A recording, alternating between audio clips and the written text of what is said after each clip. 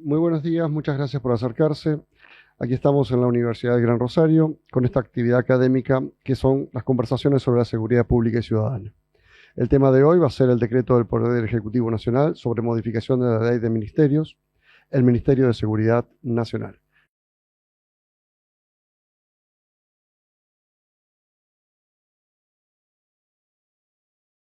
Nos acompaña Ania Biglione, que es abogada por la UAI y licenciada en Seguridad Pública por el Instituto Universitario de la Policía Federal. Además, Dario Aldi, que es doctor en Seguridad y Prevención por la Universidad Autónoma de Barcelona y profesor de la Casa. Y también Ariel Sánchez, que es magíster en Gestión Pública de la Universidad Nacional de Rosario y a su vez profesor en la licenciatura en Seguridad Pública y Ciudadana de la Casa. La idea que teníamos para el día de hoy era poder discutir particularmente el decreto 58 de este año, que fue sancionado por el Poder Ejecutivo Nacional. Como nosotros sabemos, este decreto tiene fundamentalmente como objetivos entre sus considerandos reflejar su misión en la prevención y lucha contra los delitos federales. Otro de los considerandos resalta que entre los temas a tratar son el narcotráfico, la trata de personas y otros delitos organizados y según lo define. Y hacer concordar el cambio de paradigma del concepto de seguridad con el nombre ahora designado Seguridad Nacional.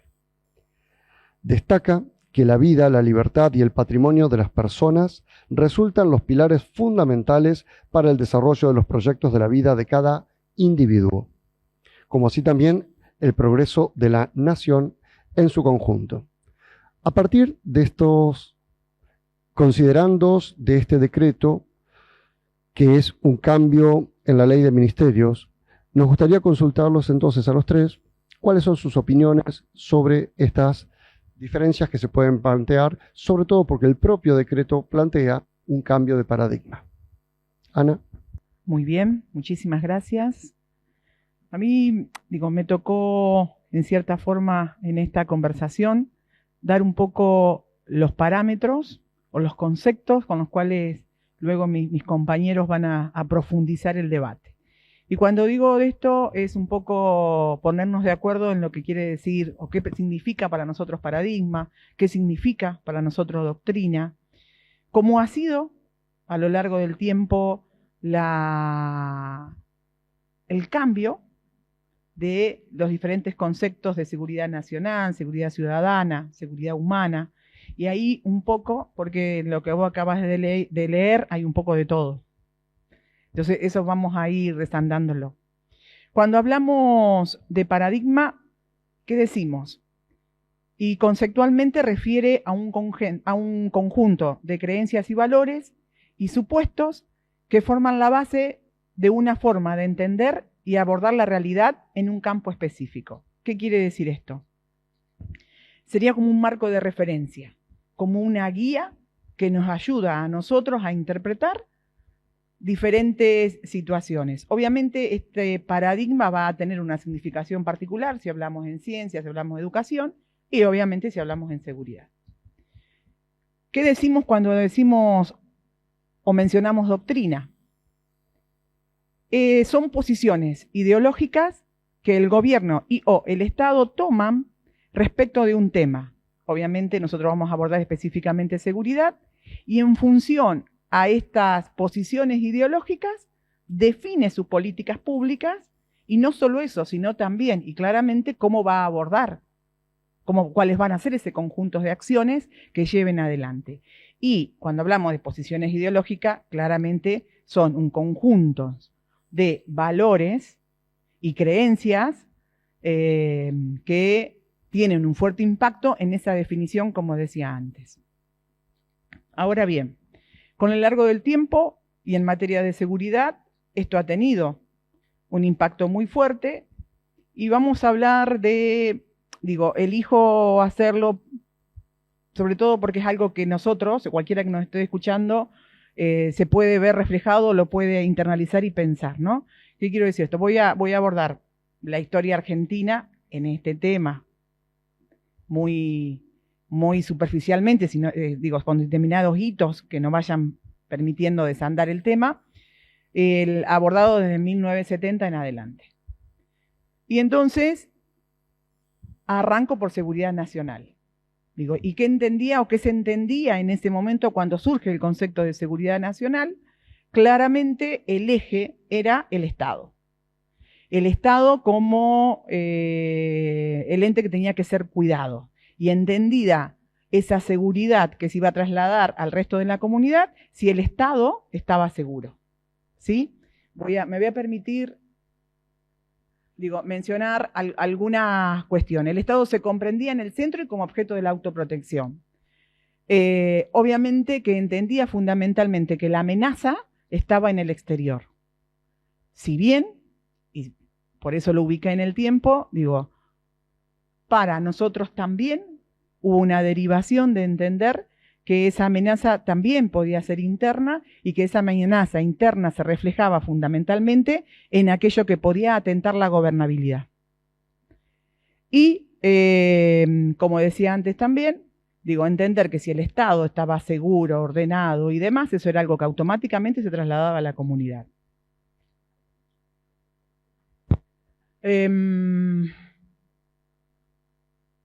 Esto tuvo un fuerte impacto. ¿Por qué? Porque ahí el rol fundamental los tenían las Fuerzas Armadas, en donde eran un poco las garantes y las conductoras de lo que pasaba en materia de seguridad en el interior del país. Se evoluciona, sobre todo ya con el advenimiento de la democracia, y se entiende, y ya para el año 90 comienza. Fíjense que en ese momento inclusive la seguridad como la entendemos nosotros hoy no estaba tan en agenda.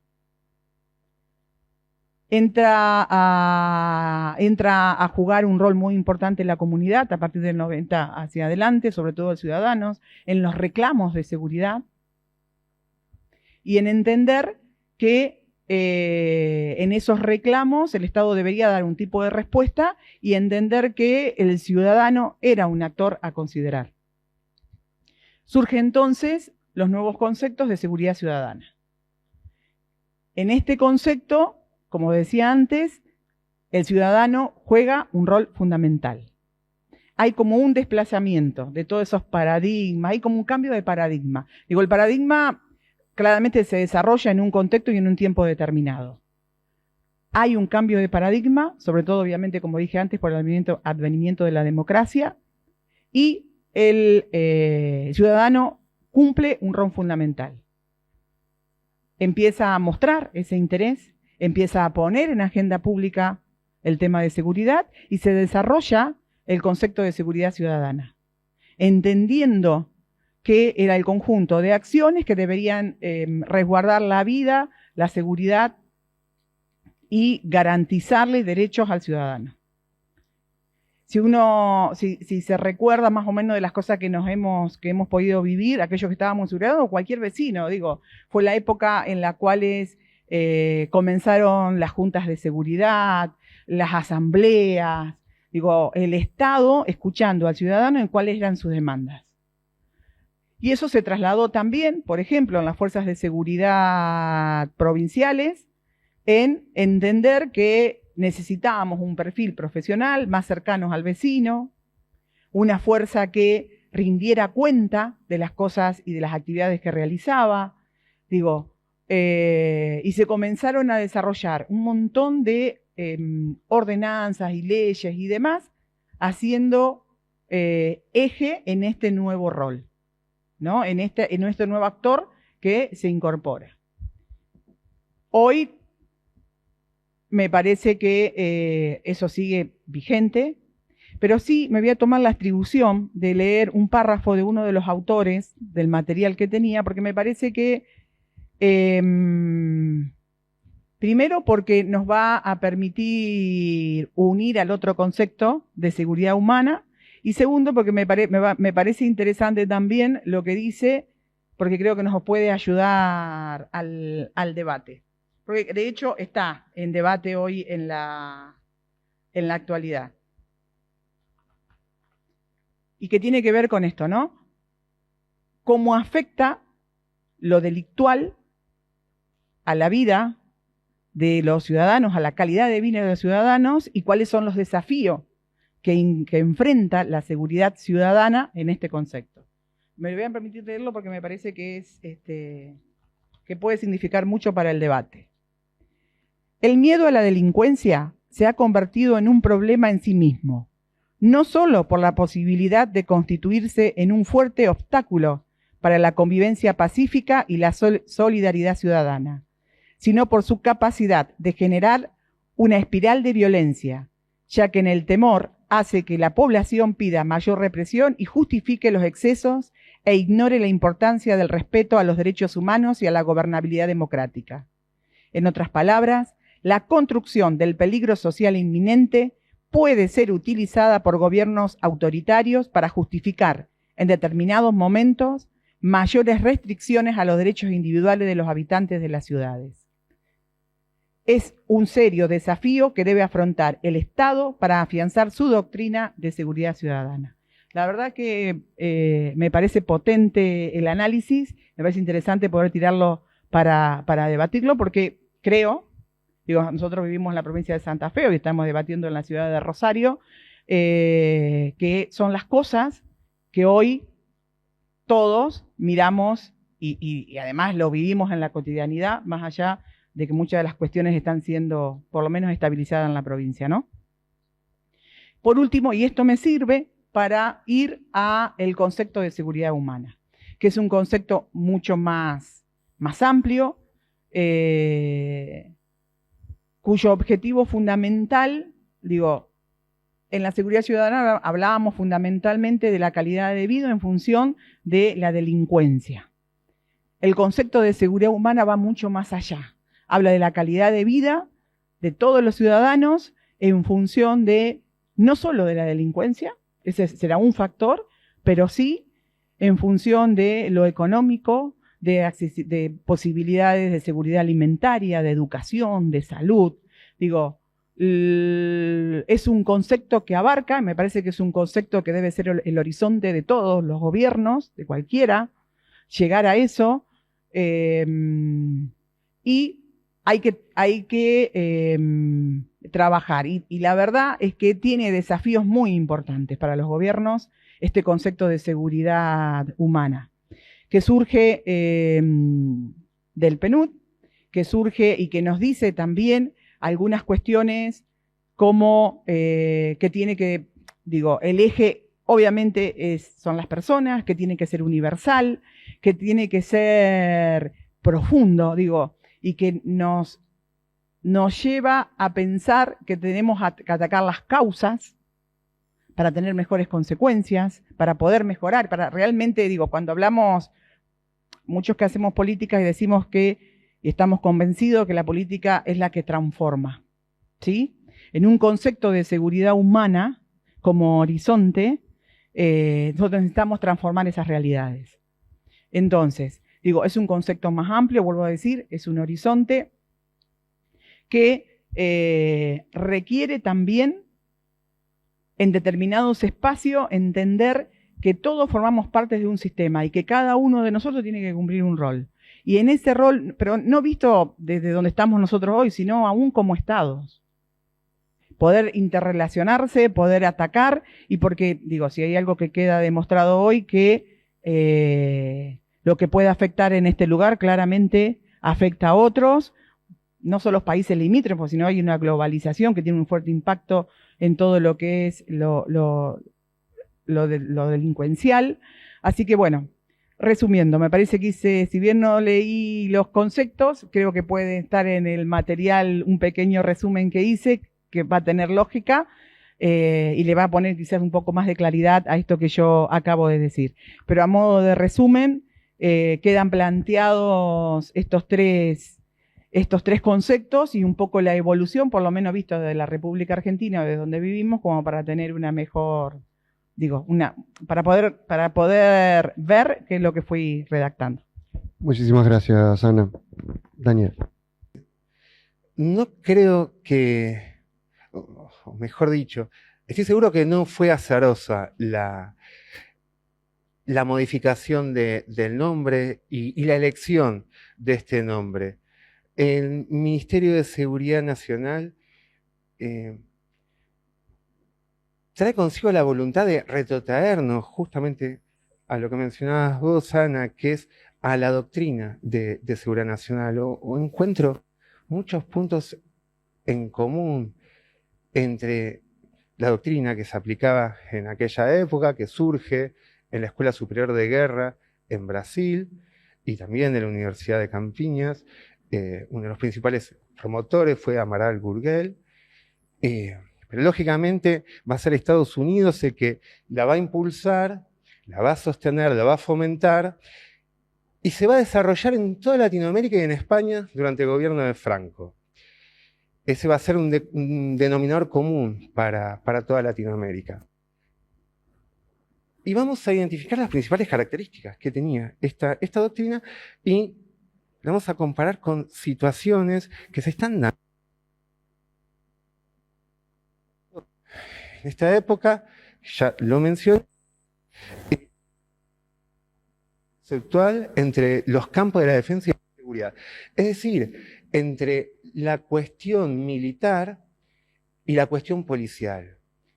En aquella época, todas las fuerzas policiales, sean federales, nacionales o provinciales, dependían de un almirante, como el caso de la prefectura naval, o dependían de un general del ejército. Lo mismo ocurría con la CIDE, lo mismo ocurría con los servicios penitenciarios. Prefectura dependía orgánica y funcionalmente de la Armada, Gendarmería orgánica y funcionalmente del Ejército Argentino. Después surge la Policía Aeronáutica Nacional, que va a depender de Fuerza Aérea, la Policía de Establecimientos Navales, que continúa dependiendo de la Armada Argentina. Y en las fuerzas provinciales pasaba exactamente lo mismo, ¿no? El general Camps fue jefe de la policía de la provincia de Buenos Aires. Hablar de seguridad y defensa era similar, la misma cosa, cuando son campos total y absolutamente distintos. Por eso, yo puedo identificar que se pretende una remasterización de la doctrina de seguridad nacional, un ayornamiento claramente adaptado a esta época.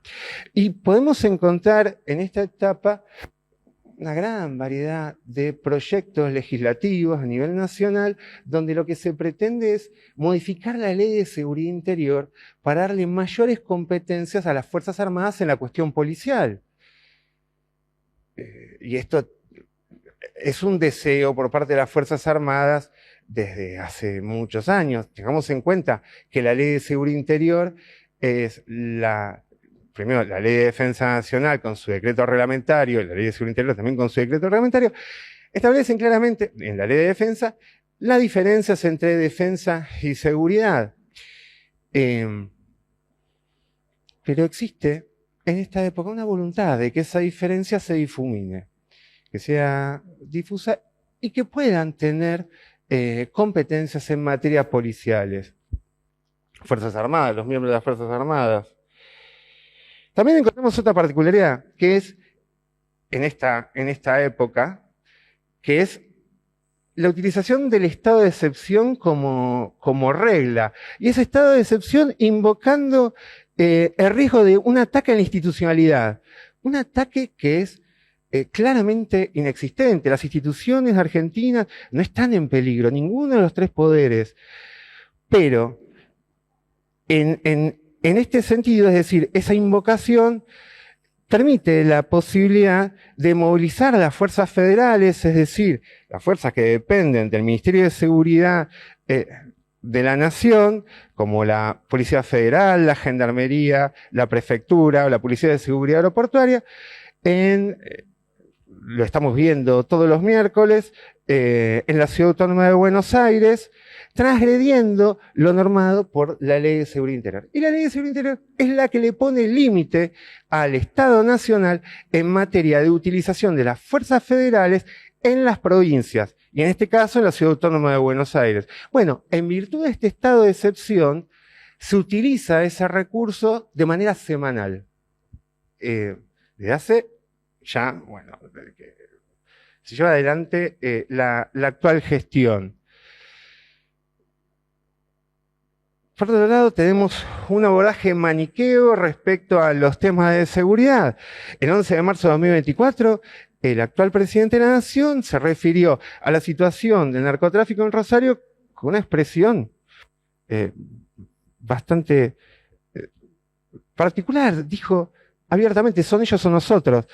Ese abordaje, esa simplificación entre malos y buenos, ellos o nosotros, es una visión propia de los militares en tiempo de guerra.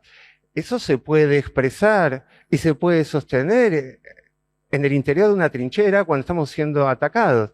Realmente, la realidad no indica que la Argentina se encuentre en esa situación, ni mucho menos que la cuestión policial pueda ser abordada de esa situación. Un abordaje binario donde solamente hay ceros y unos, blancos y negros. Y en materia policial no existe el blanco ni el negro, existen solamente los grises. Y existen las formas, y las formas son centrales. La forma, los códigos de procedimiento, el código de ética para funcionarios públicos encargados de hacer cumplir la ley de Naciones Unidas que aplica, que está incorporado en nuestra legislación nacional. Son requisitos fundamentales para que nuestra Constitución se encuentre claramente vigente, los principios constitucionales y las garantías constitucionales de la Constitución argentina. Tenemos también otra particularidad, que es la identificación del otro como un enemigo. La lucha declarada contra el comunismo, cuando el comunismo, lejos de ser una amenaza, es una doctrina prácticamente inexistente en el año 2025. Durante la Guerra Fría existían dos ejes a nivel mundiales, claramente establecidos, diferenciados. Hoy, en América, en el continente americano, el único país que es comunista es la isla de Cuba. Pero de todas maneras, se refiere desde el Ejecutivo Nacional como los zurdos, como lo politizado, como una amenaza. Amenaza inexistente. Es la lucha anticomunista sin que exista el comunismo. Eso es la paradoja que se puede encontrar y que llama poderosamente la atención. Y desde ya la cercenación de la protesta social, sindicándola como una amenaza que debe ser reprimida con la violencia policial. Por eso, como refirió Bourdieu, el que nomina, domina. Y esta nueva nomenclatura pretende ser un sello de cambio de época.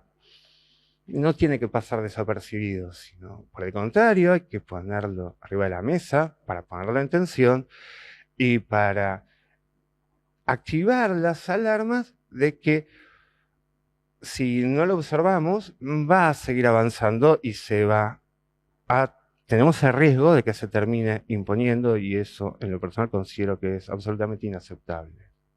Ariel, por favor, tu participación. Muchas gracias.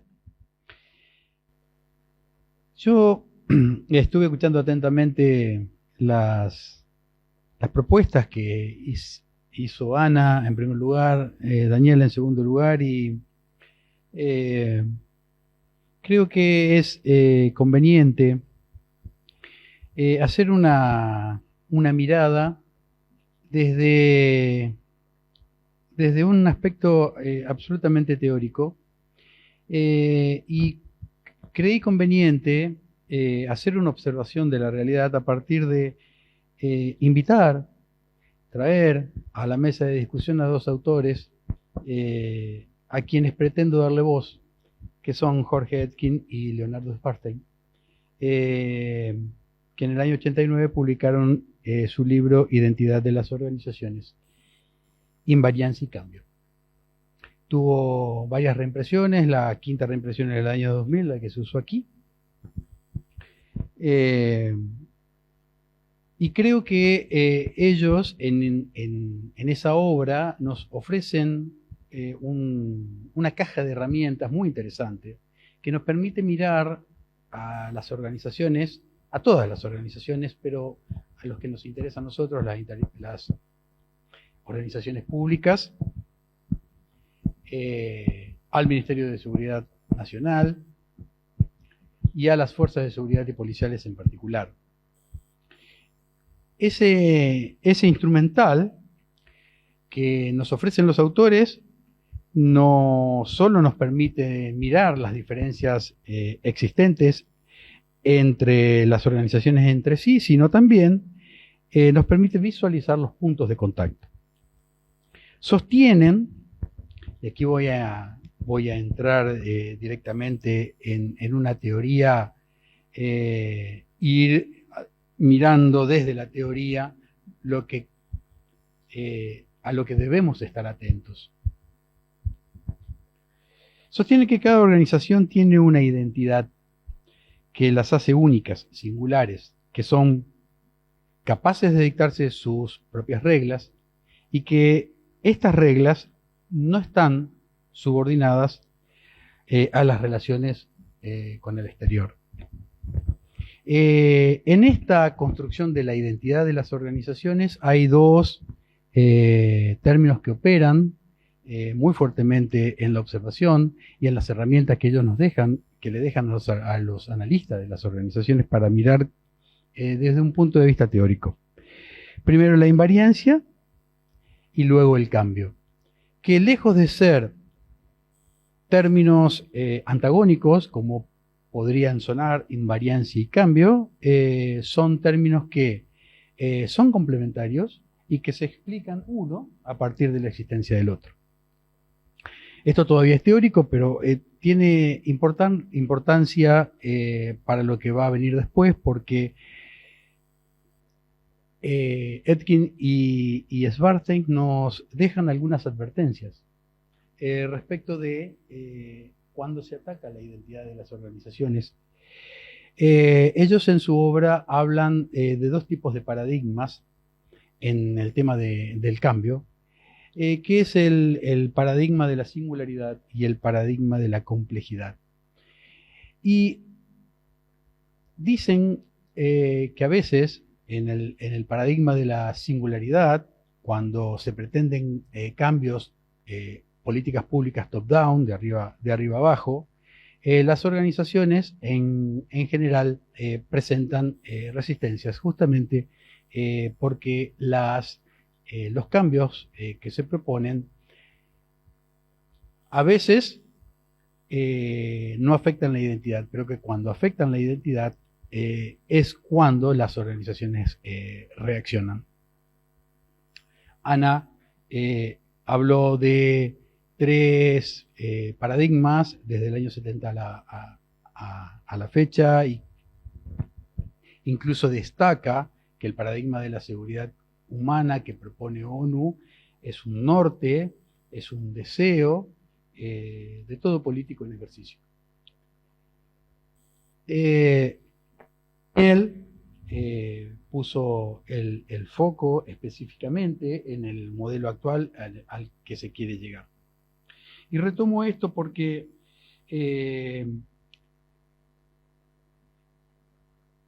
Svartstein y Etkin dicen que la identidad de las organizaciones, con sus dos elementos, la invariancia y el cambio, tienen un elemento en común que los coordina, que es el modelo de la autoorganización. Este principio, y es una de las primeras advertencias que nos dejan los autores,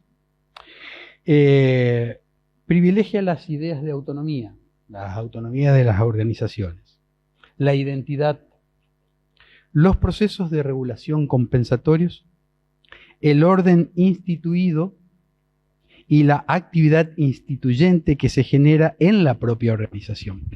Y aquí es donde tenemos que prestar la primera atención, en esta primera advertencia. Cuando los cambios Cuando el instituyente proviene desde adentro de la propia organización, es una alimentación hacia la propia identidad. El asunto es cuando, como lo dije antes, como lo dijeron los autores antes, esos cambios provienen de afuera y fuerzan sobre todo un cambio en la identidad de la organización. Eso produce conflicto en las relaciones. Conflicto en las relaciones hacia adentro, conflictos en las relaciones entre pares, conflictos en las relaciones entre los distintos niveles. En este concepto de autoorganización ellos distinguen tres tipos de sistemas. Sostienen que existen las unidades operativas como sistema, existen los organismos de regulación y existen los metasistemas. Aquí aparece la segunda advertencia, que es la advertencia de la recursividad.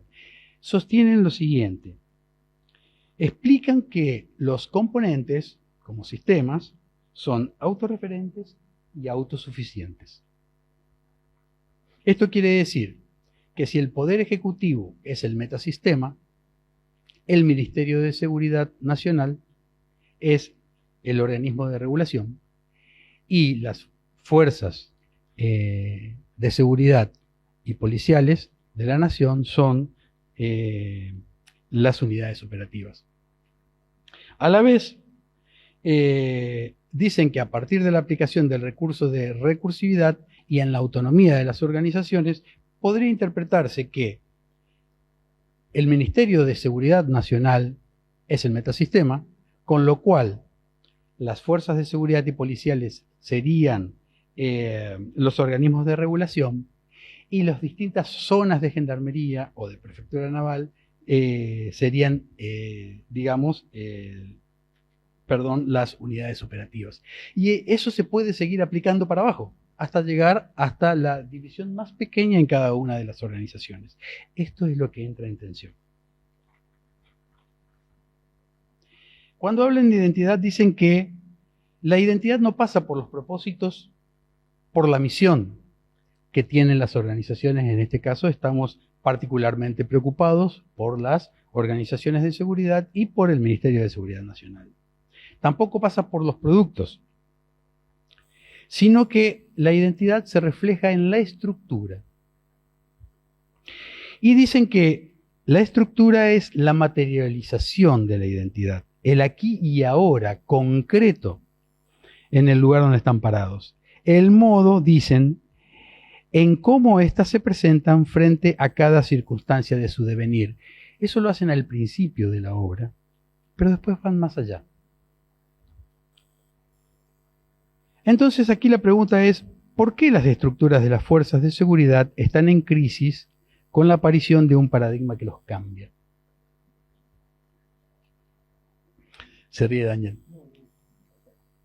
Porque en lo que intento decir a partir de, o lo que dicen Etkin y Spartan, a quienes le doy voz, insisto, dicen, superando la simplicidad de verla solo como una manera en cómo se presenta una organización frente a cada circunstancia de su devenir, y aquí leo textual, la estructura organizacional está constituida por las relaciones establecidas entre personas, sus fines, modos tecnológicos y las formas de intercambio con el entorno, así como también las normas y valores establecidos en la organización. Por eso es importante lo que dijiste vos de todo este juego legal, constitucional y normas internacionales que hoy nos rigen. Así, por ejemplo, dice entonces, la relación estructural entre médico y paciente en el dominio de las relaciones de un hospital es una trama que se traduce no solamente al paciente, sino también a sus familiares. Y si este ejemplo lo llevamos a las organizaciones, a las fuerzas de seguridad y sobre todo a los individuos que trabajan en las fuerzas de seguridad, en una situación, en una operación policial en la calle, se extiende a los grupos sociales que agrupan a esos individuos. Entonces, esa relación estructural ha cambiado y se encuentra en tensión. Si desde la lupa de los autores la identidad es un elemento invariante, esta crisis daría lugar a una identidad instituida. Los autores también trabajan el instituido y el instituyente, lo toman de la psicología. De hecho, ellos son psicólogos y estudian psicología de las organizaciones. El instituido y el instituyente los invito también a que en algún momento lo vayamos a trabajar. Pero básicamente tenemos un componente de identidad, por ejemplo, la jerarquía en los militares o en las fuerzas de seguridad, y el instituyente viene y te cambia eso que es parte de tu identidad, que te da fuerza, y entonces no solamente se produce un cambio, sino que ese cambio es conflictivo. Entonces también nos advierten de los acoples estructurales. Los acoples estructurales se refieren a la interacción con otros componentes del sistema. Podremos estar pensando en Prefectura Naval Argentina por un lado, Gendarmería Nacional Argentina por el otro, como dos sistemas, pero en un mismo nivel. Digo, como en las definiciones, en las descripciones que hicimos antes, en esta distinción de los 3 niveles de sistema. Ahí hay discusiones, hay ruidos, hay desajustes entre los sistemas, pero al mismo tiempo hay reclamos de este segundo nivel de sistemas con el metasistema que los contiene, que es el Ministerio de Seguridad de la Nación. Y este cambio de paradigma los afecta negativamente, y la relación de estas organizaciones con el Ministerio de Seguridad de la Nación, que es el metasistema, entra en conflicto a partir del reclamo. Digo, la comunidad me reclama. La comunidad me está haciendo demandas. La comunidad me acusa. El paradigma me cambia. Entramos en tensión respecto de individuos, grupos, comunidad.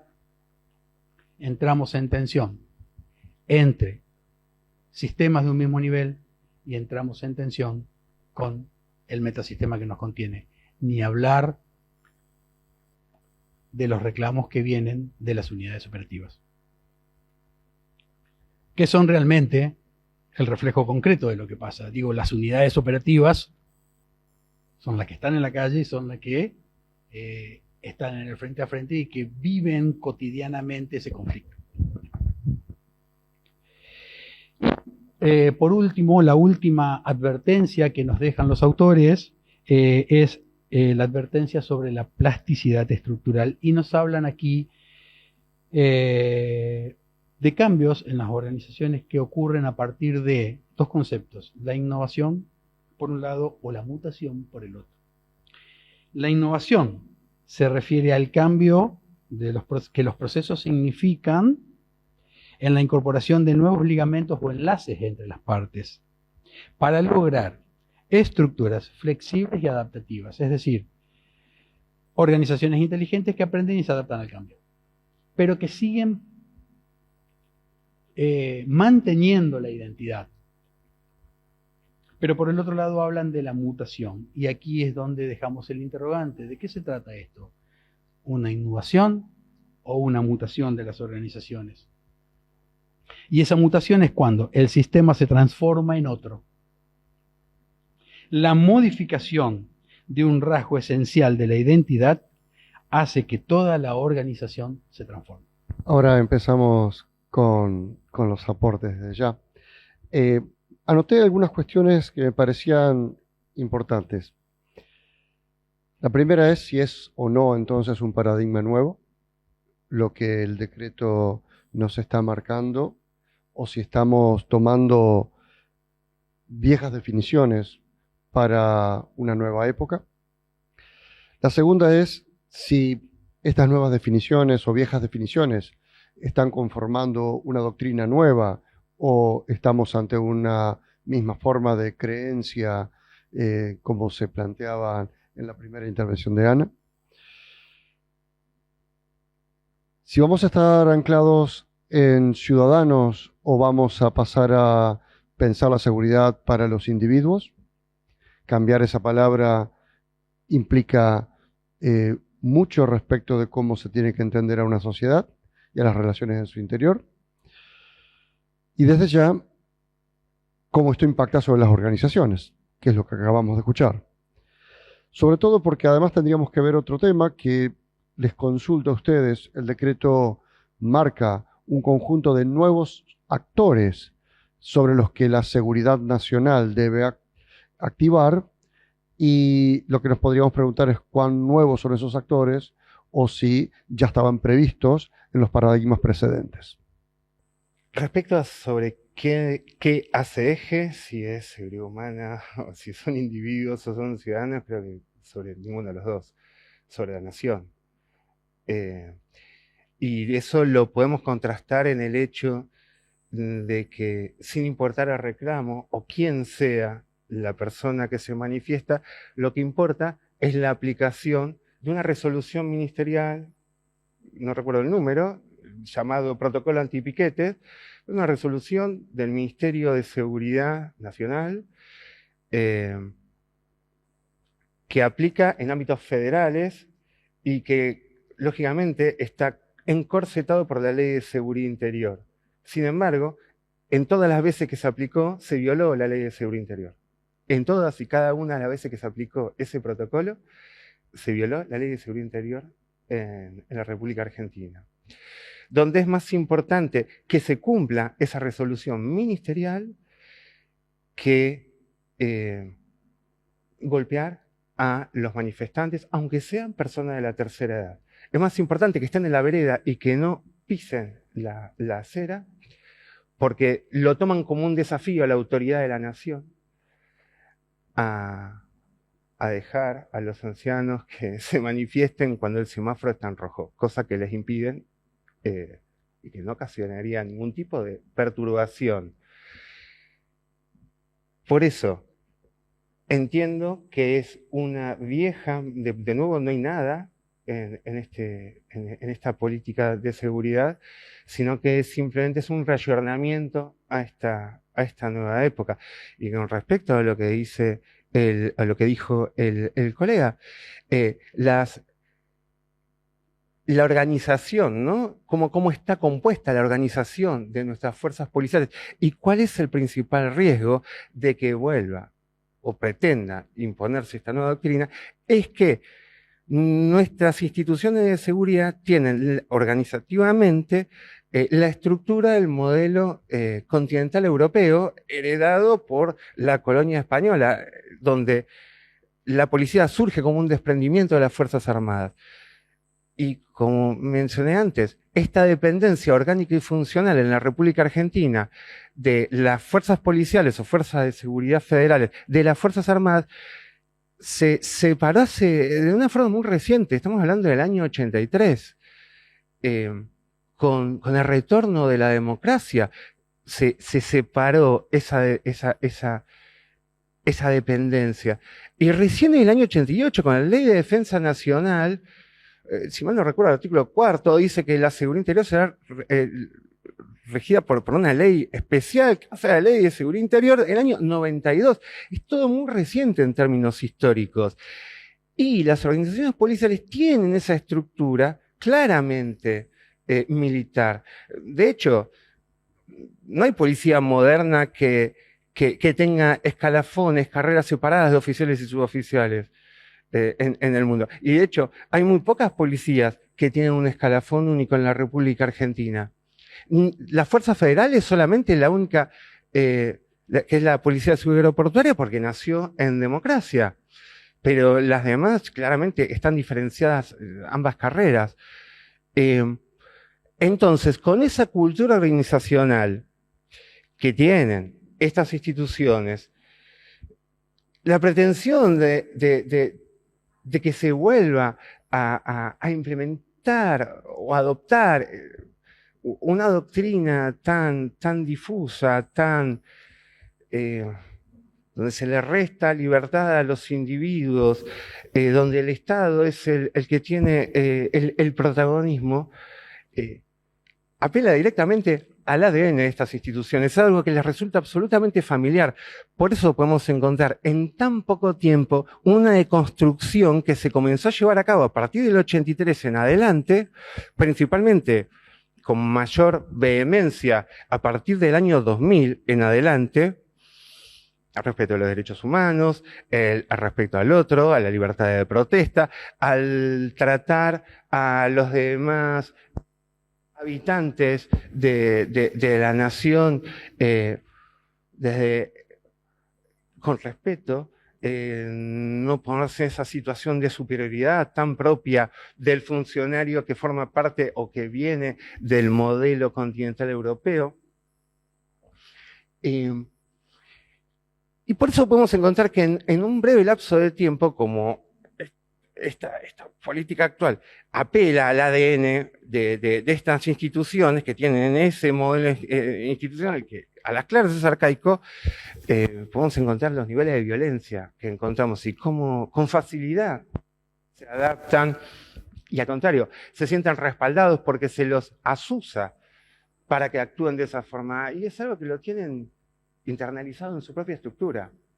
En el de llevar adelante la seguridad desde el ordeno y mando, de llevar adelante el gobierno de la propia institución desde el ordeno y mando, y nunca desde la persuasión. Nunca. No importa que el subalterno sepa por qué hace lo que hace, lo que importa es que cumpla. Esto aplica muy bien en las Fuerzas Armadas. No hay lugar para debate en una trinchera. Y en algunos momentos de la institución, de la vida policial, tampoco hay lugar para debate.